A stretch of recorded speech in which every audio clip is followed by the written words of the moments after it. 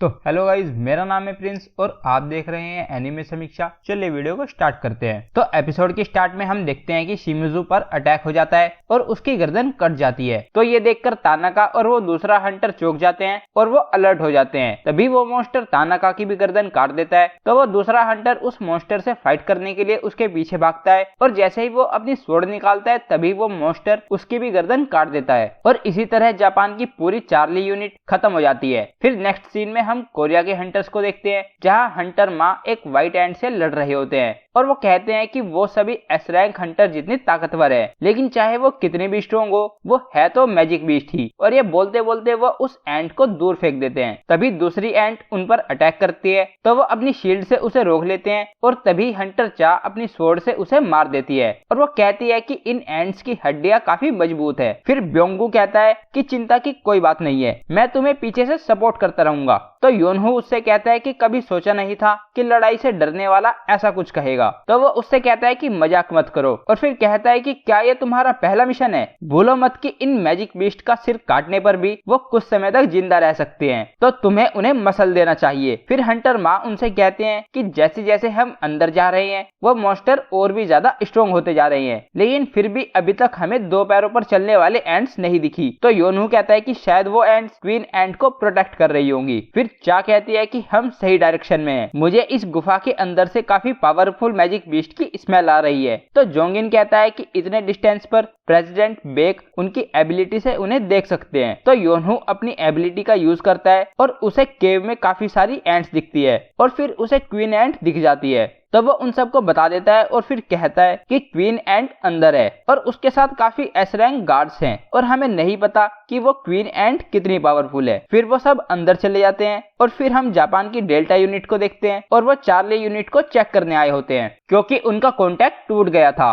तभी एक हंटर को चार्ली यूनिट के एक हंटर के ग्लासेस दिखते हैं और फिर दूसरे हंटर को उस मॉन्स्टर की काफी बुरी स्मेल आती है, जिससे उसकी हालत काफी खराब हो जाती है। फिर वो उस मॉन्स्टर से बचने के लिए आइस मैजिक यूज करता है, लेकिन वो मॉन्स्टर उस अटैक से बचकर उसे मार देता है। फिर हम जापान की ब्रावो यूनिट को भागते हुए देखते हैं और वो भी चार्ली यूनिट से कांटेक्ट नहीं कर पा रहे होते। फिर हम उनके सामने काफी सारे एंट्स को देखते हैं। फिर सीन चेंज हो जाता है और हम कोरिया के हंटर्स को क्वीन एंट और उसके गार्ड्स के सामने देखते हैं। फिर हंटर माँ आगे जाकर सभी एंट्स को अपनी तरफ बुलाते हैं और फिर जोंगिन अपने फायर मैजिक से उन पर काफी जोरदार अटैक कर देता है। फिर योनहू भी पूरी तरह से एक व्हाइट टाइगर में ट्रांसफॉर्म होकर उन एंट्स पर अटैक कर देता है और वो कैमरामैन पीछे से पूरी फाइट को देख रहा होता है और उसकी चैनल की व्यूवरशिप 380% तक बढ़ गई होती है। तो वो क्लियर व्यू के लिए आगे जाने लगता है। तो ब्योंगू उसे रोककर कहता है कि क्या तुम्हारा दिमाग खराब हो गया है? ये एस रैंक डंजन का बॉस रूम है। और फिर वो उसे अपने पीछे रहने को बोलता है। फिर हम देखते हैं कि सभी नॉर्मल सिटीजन्स फाइट का लाइव टेलीकास्ट देख रहे होते हैं। फिर नेक्स्ट सीन में हम देखते हैं कि हंटर माँ एंट्स पर अटैक कर रहे होते हैं और फिर हंटर लिम भी अपने बो से काफी सारे एरोस को शूट करके उन पर अटैक कर रहे होते हैं। फिर हंटर बेक और जोंगिन भी एंट्स पर अटैक करते हैं और फिर हंटर चा भी अपनी तलवार से उन एंट्स पर अटैक करती है और बाहर के सभी लोग इसे न्यूज में देख रहे होते हैं। फिर हमें पता चलता है कि सभी गार्ड एंट्स मर चुकी होती है और फिर क्वीन एंट हंटर माँ पर अटैक करती है, लेकिन वो उसके अटैक को अपनी शील्ड से रोक लेता है और फिर लिम उस पर काफी सारे एरो शूट करता है और योनहू भी उस पर अटैक करता है, लेकिन उससे उसे ज्यादा कुछ फर्क नहीं पड़ रहा होता। और फिर वो क्वीन एंट उन पर जहरीले धुएं से अटैक करती है, जिससे उनकी स्किन जलने लगती है। तो ब्योंगू अपने मैजिक से उन्हें हील कर देता है, जिससे गुस्सा होकर वो क्वीन एंट ब्योंगू पर अटैक करने जाती है। तो हंटर माँ उसे अपनी शील्ड से रोक लेते हैं और जोंगिन उस पर एक काफी बड़ा फायर अटैक करते हैं। तो वो काफी तेज चिल्लाती है। तो योनहू सोचता है कि क्या ये इसके मरने की चीख है, लेकिन वो ऐसी नहीं लग रही। फिर वो एंट उन पर अटैक करने जाती है, तो योनहू और माँ उसको पकड़ लेते हैं और हंटर चा अपनी स्वॉर्ड से उसके पैरों पर काफी अटैक करती है और फिर एक काफी बड़े अटैक से उसके सिर को काट देती है, जिससे जापान और कोरिया के सभी लोग और हंटर्स काफी खुश हो जाते हैं। फिर जोंगिन बोलता है कि क्वीन एंट के मरने से बाकी सभी एंट्स एक साल में खुद ही मर जाएंगी। तो योनहू कहता है कि लेकिन वो उसकी आखिरी चीख। तो ब्योंगू कहता है कि तुम क्या बात कर रहे हो, हमने क्वीन एंट को मारकर यूनसुक का बदला ले लिया है और फिर वो सभी खुश हो जाते हैं। दूसरी तरफ हम देखते हैं कि रेजी गोतो ryuji को बताता है कि एक प्रॉब्लम है, सभी एंड्स अपने बिल की तरफ जा रही हैं, इंटरफेरेंस सिग्नल का कोई इफेक्ट नहीं हुआ।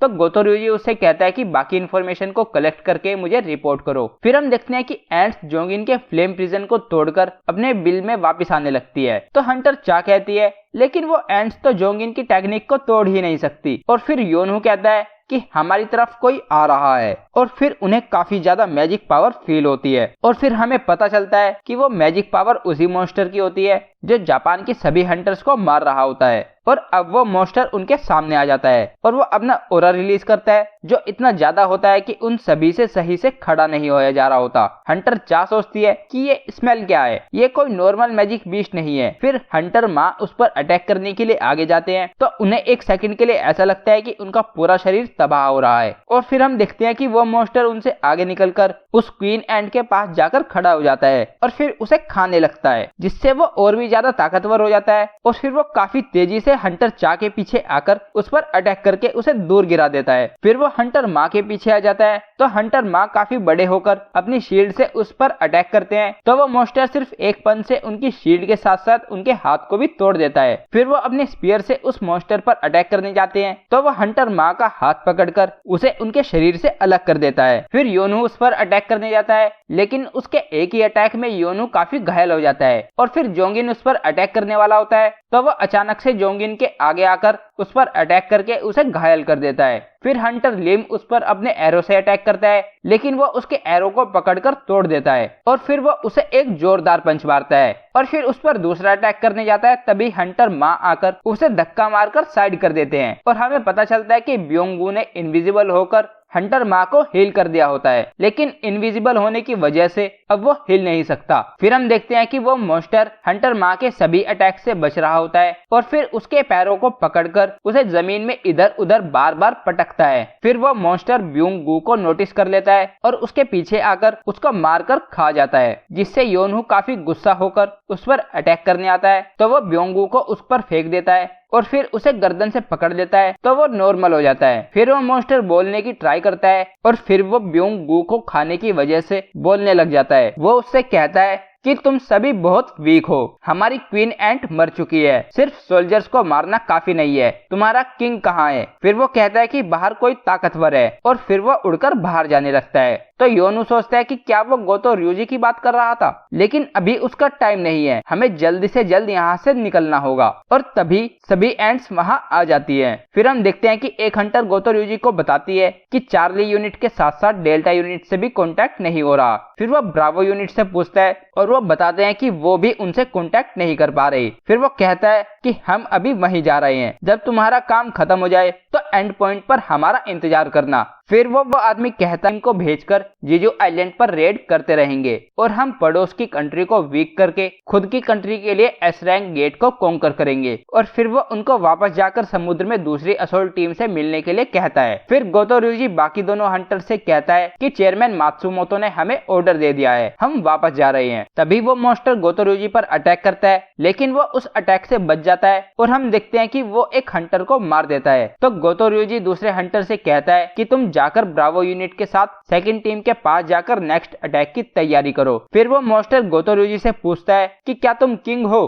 तो वो कहता है सही कहा, मैं ही किंग हूँ। फिर उसका ओरा देखकर गोतो ryuji सोचता है कि ये कैसी फीलिंग है, मैंने इसे पहले भी फील किया है। फिर हम एंट्स के नेक्स्ट का सीन देखते हैं जहां जोंगिन एंट्स पर अटैक कर रहा होता है और वो अपनी लिमिट पर पहुंच गया होता है। तभी योनहू हमें बताता है कि वो सब बुरी तरह से घायल हैं और अब लड़ नहीं सकते। और फिर हम देखते हैं कि वो एंट्स उन्हें मारने ही वाली होती है। तभी उनकी शैडो में से शैडो सोल्जर्स निकलकर उन एंट्स को रोक लेते हैं। योनहू कहता है कि ये ब्लैक सोल्जर्स तो, और तभी हम जिन्वू को देखते हैं और वो बोलता है एक्सचेंज, और एपिसोड यहीं पर एंड हो जाता है। तो गाइस ये था episode 11 of Solo Leveling season 2। अगर आपको वीडियो पसंद आई है तो वीडियो को लाइक कीजिए, चैनल को सब्सक्राइब कीजिए, प्रेस कीजिए बेल आइकन को। मैं मिलता हूँ आपसे नेक्स्ट वीडियो में। Thank you.